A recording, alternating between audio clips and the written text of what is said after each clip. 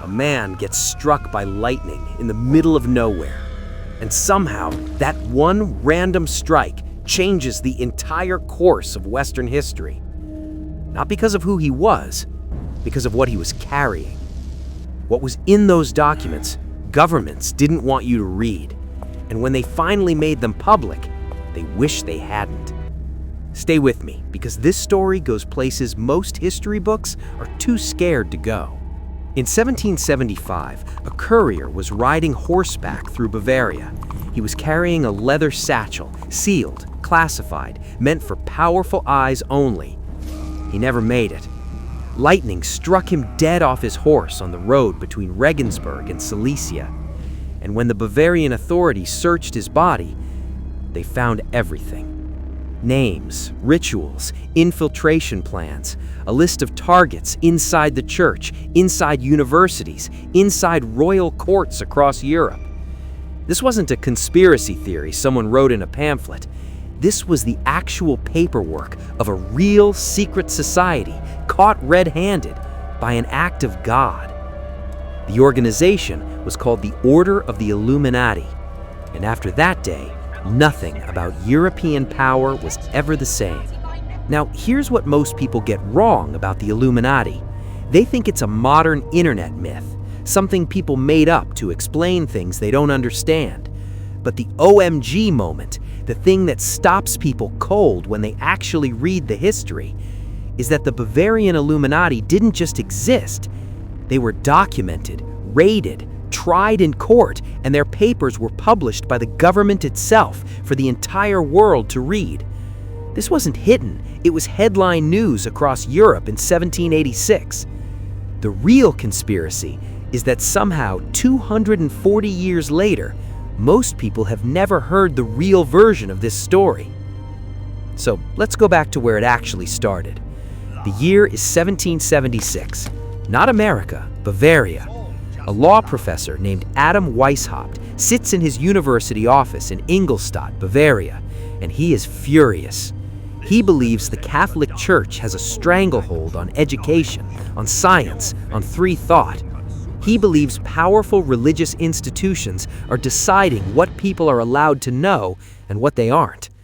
Sound familiar? So, on May 1st, 1776, the same year America declares independence, Weishaupt founds a secret order. 5 members, that's it. 5 people sitting in a room swearing oaths to protect the free flow of knowledge and dismantle corrupt institutional power. He calls them the Order of the Perfectionalists, later renamed the Illuminati. And here is where it gets interesting, because Weishaupt wasn't some wild-eyed radical. He was strategic, patient, precise.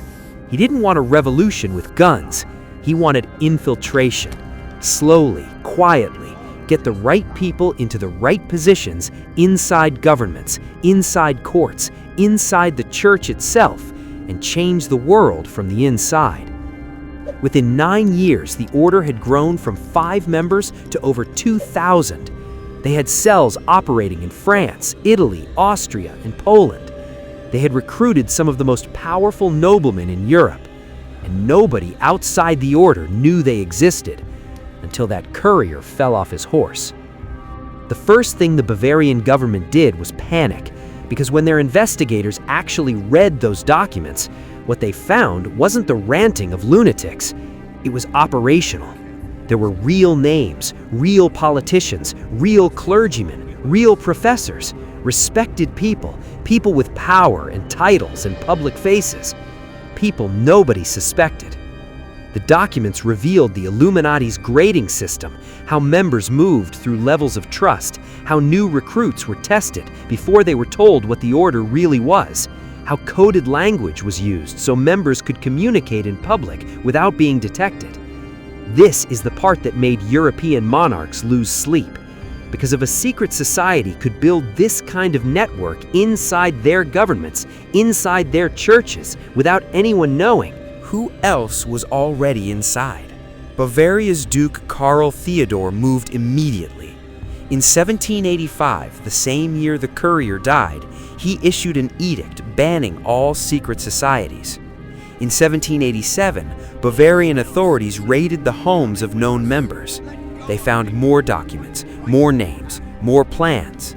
And, in an extraordinary move that almost never happens in history, they published them.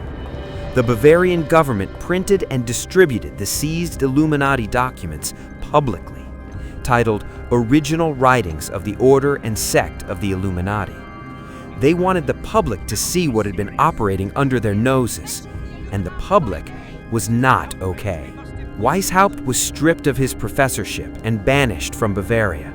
He fled to Gotha under the protection of a sympathetic duke and spent the rest of his life writing, trying to defend what he'd built, trying to explain that the order's goals were noble, that he never wanted harm, that he just wanted people to think freely. Whether you believe him or not, he paid for it. His career, his home, his reputation, his country, gone. What else is real that we just haven't found the documents for yet? And the order he built, the real, documented, historically verified Illuminati, was officially dismantled. Officially. Here's the question historians still wrestle with. Did it actually die? Because here's what we know for certain. The ideas didn't disappear. The people didn't disappear. The networks that had been built across Europe over 9 years didn't just stop knowing each other. Some historians argue that Illuminati influence quietly merged into Freemasonic lodges that were already operating legally across Europe, that the members simply moved, changed the name on the door, kept the handshakes. We can't prove that, but we also can't prove it didn't happen. What we can prove is that the very fears the Illuminati represented, secret networks, elite coordination, hidden influence over governments, didn't go away with the order. Because those fears weren't paranoia. Those fears were documented. In court, in government files, in their own words. And that is the thing that should sit with you after this video ends. The Illuminati became a punchline, a meme, something you whisper at a party as a joke. But the real story, the documented, rated, court-tried, government-published story is not a joke. It is a story about what happens when people in power decide they know better than everyone else what the world should look like and start building systems to make it happen in secret. It is a story about a man who genuinely believed he was freeing people and built something that terrified the most powerful institutions on Earth.